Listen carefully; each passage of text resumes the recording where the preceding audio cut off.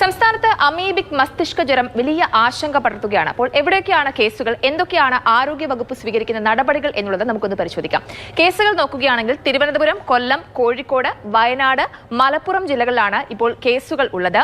ഒഴുക്കില്ലാത്ത ജലാശയങ്ങളിൽ ഇറങ്ങരുത് എന്നതാണ് പ്രധാനപ്പെട്ട മറ്റൊരു നിർദ്ദേശം. ഇറങ്ങേണ്ടി വരികയാണെങ്കിൽ നോസ് പ്ലഗോ അതേപോലെ തന്നെ മൂക്ക് വിരലുകളാൽ മൂടുകയോ ചെയ്യുക എന്നുള്ളതാണ് ആ നിർദ്ദേശം.